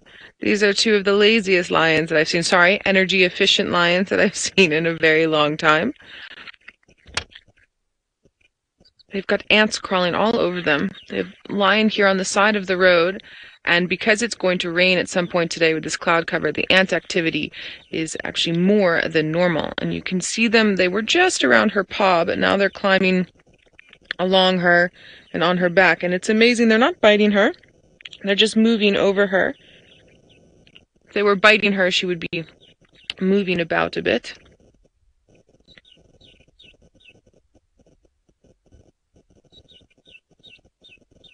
She's definitely out for the count. Now, sometimes you all ask, do lions ever snore or dream? And I've caught lions in scenarios like this, definitely, especially male lions, snoring away. I think he's a little too hyper-vigilant on her behavior, but I have caught them snoring away. And then, you know, when your domesticated dog or cat sort of runs in their sleep, I've caught them doing that as well.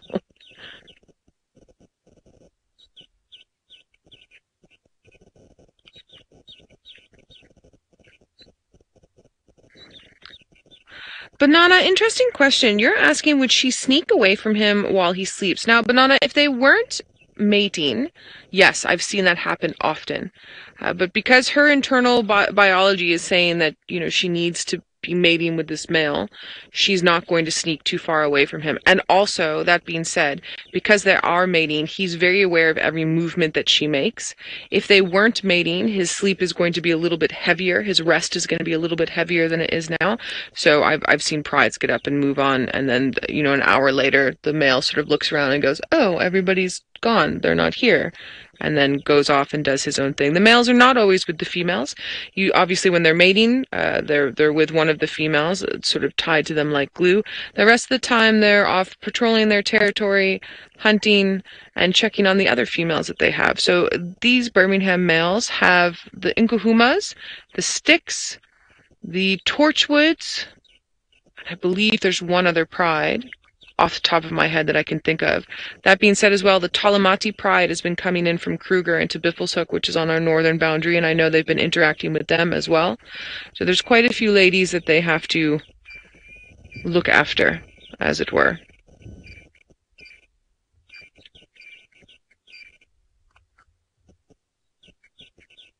Really nice bird sounds coming through and a few frogs. I'm just going to go quiet for a bit and see if all of you can hear what I can hear.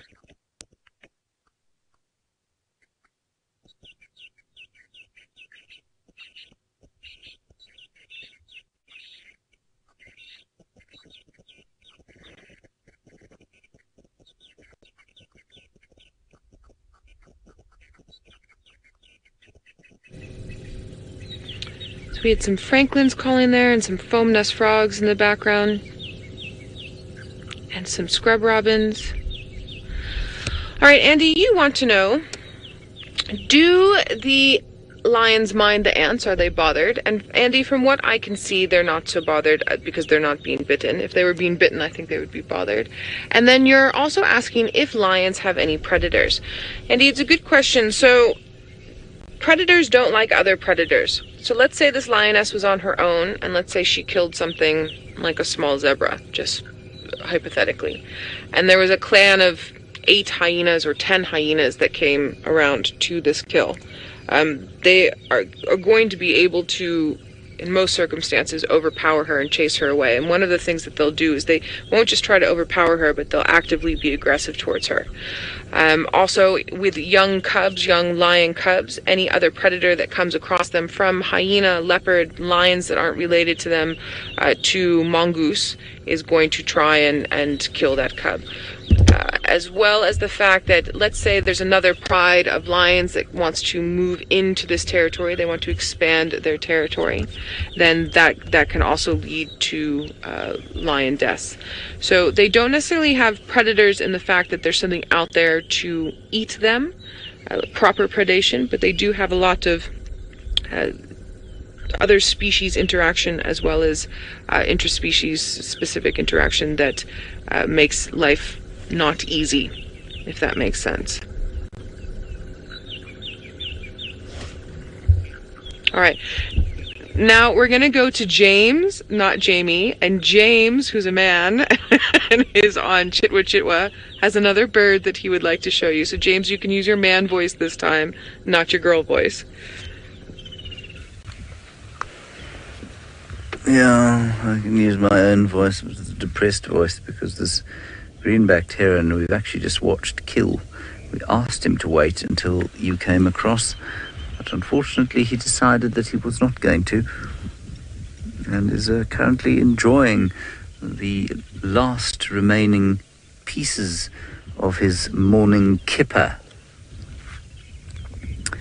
And as Nikki was saying there, I think you can see his tongue. I think it is his tongue. I was just wondering if it wasn't a sort of film of water that wasn't sort of getting stuck as he opened his mouth, but I think it is his tongue.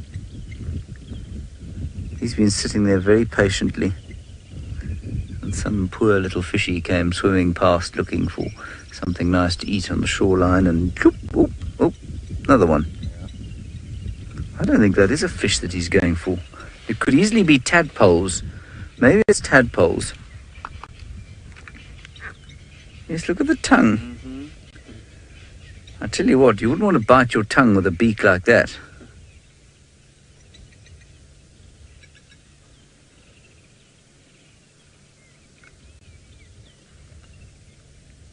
Because that beak is very sharp.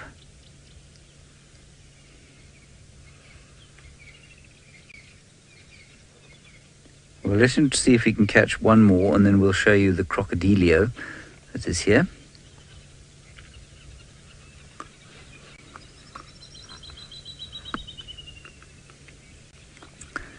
Now, interesting.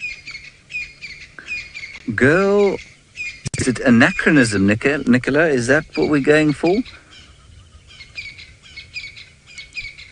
Girl, anachronism, according to Nicola. Anachronism, I think, is what we're going for there. Girl, anachronism, you want to know if this animal doesn't have a very long neck. Well, there you go. It is certainly much longer than it appears to be when it's bunched in like that, and all the herons will bunch their necks in like that in order to strike out at their food, like a sort of sprung-loaded beak, I guess. Sprung-loaded head. Spring-loaded head. My English is nowhere today. Anachronism.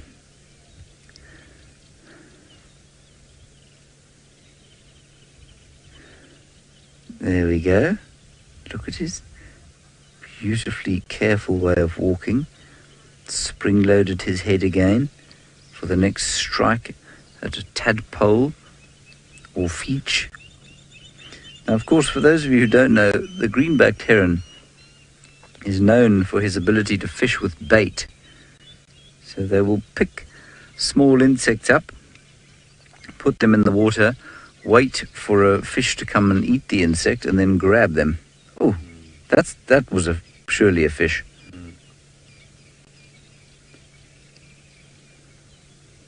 I must say, it's not normally this easy for them.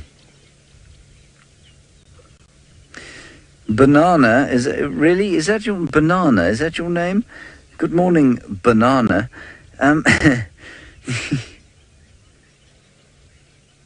Oh, banana with 4 A's on the end. Banana. Well, banana, you say birds always look like they don't miss a meal. I think that's probably got a lot to do with the fact that they have feathers which cover their bodies. I don't know if you've ever seen a featherless bird, but a featherless bird looks about a quarter the size of its feathered cousin or its feathered self. And so even if they are a little bit thin or on diet, you wouldn't notice. So yes, they do look well fed all the time, that's correct.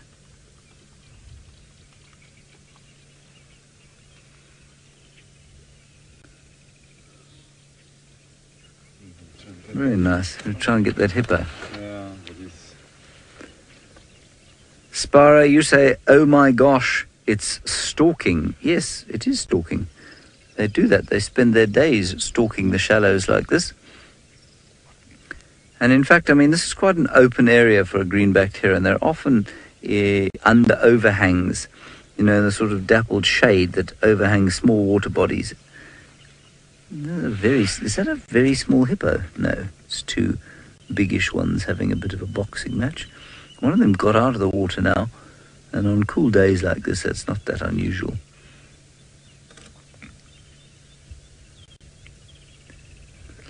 I think on the subject of intelligence, it's quite interesting. I don't think that animals that spend their time doing absolutely nothing all day, like a hippopotamus, can be particularly intellectually active.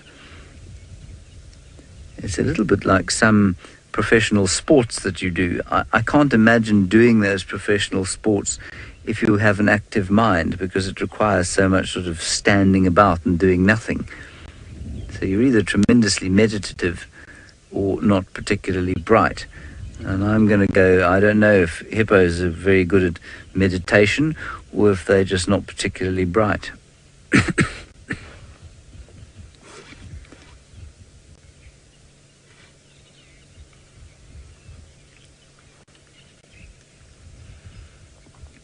Listen, I don't think they have. You're talking about the hatchlings of the crocodiles.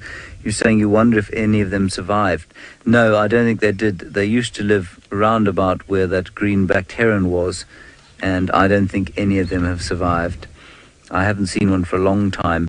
Look, it's possible they've just decided that they're big enough not to be underneath that log and they can go off and forage in the open water, but I'm not sure about that. And there's one other interesting thing I want to show you. On the wall in front of us is a squirrel. He's been knocking about there for the whole time that we've been here. Running up and down on the road, flicking his tail. I think he's eating some marula nut that he found in an elephant's dung. And Seb was just saying he had the best squirrel sighting he'd ever had the other day. Close up and watching the interesting way in which the front teeth managed to pull out the nuts from the marula nut. And we're often asked if they stash their food like they do in sort of storybooks and in Europe. Well, they do. Right, Scott Dyson, I believe, is still knocking about on foot. He doesn't seem to have had his normally successful day full of cats on foot and elephants, but I'm sure he's got something interesting to tell you. Well, yes, no luck yet. And to actually put things in perspective, I've done probably 2 solid weeks of walks on the first 2 weeks of December. And then the last 2 weeks of December, we didn't do any walks. And then since I've been back now, I've been walking just about every day. So let's just say I've done 30 walks so far. I'm guessing it's probably a few more than that since I've been back at Djuma. We've only had 3 sightings of cats out of all those walks. So it's more miss than hits. But it is hugely, hugely exciting. It's like an adult treasure hunt seeking out the big cats on foot. At least I feel like it's something like that. And yeah, no joy yet, but we're going to go and check another beautiful area, another riverbed system, where if we don't find any tracks again through the process of elimination, hopefully we'll be able to have a better idea of where Tundi could be. The problem is with that rain that fell, she could have moved anywhere. She could be on our neighbouring property, Torchwood. So tricky stuff. Okay. Now, what have we here?